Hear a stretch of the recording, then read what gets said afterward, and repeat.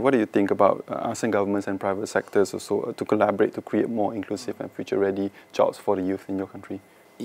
Internally for my own country, we do have, like, for example, opportunities need to start from young. And if, like, for example, like this, the government do have access to Ministry of Education, where primary school students are able to go to, like, a science lab from a private company, and for them to try out something new. Again, they might not understand the complexity, but they aspire to be as such. And then when they see when it's grown from young, they are able to have the ambition and believe in it. Is the hope that I believe it counts. And when there's an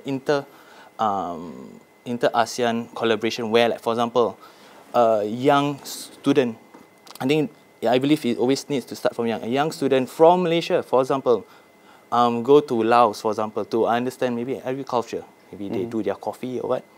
Again, if they want to do something aspiring. Or can be the other way around, where in Malaysia they can learn something about the film industry, and one aspires to be as such.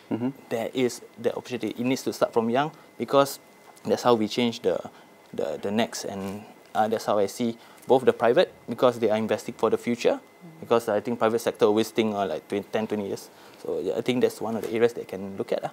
Great. And Azzi, we've seen there's a lot of talks about ASEAN Summit, being government to government. Even Malaysian people itself, we hosted the whole 47 ASEAN Summit. But it seems to be there's a disconnect between the people and the government. So now with this kind of like summits it has ended already, but a lot of documents has been signed. But it's not just ASEAN government, it's also private partnership also has to take its role.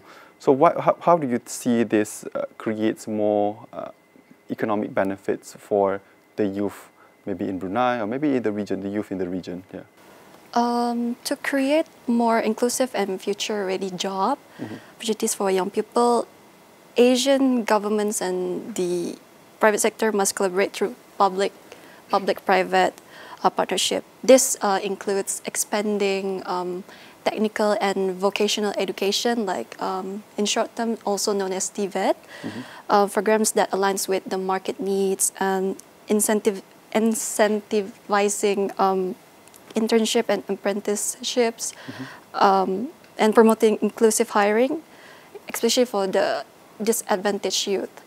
In Brunei Darussalam, we've seen growing support for youth skill development through initiatives like iReady and youth development programs. But stronger collaboration with industries can further bridge the gap between education and employment. So across ASEAN, similar efforts can empower youth to thrive in a more digital, green, and connected economy.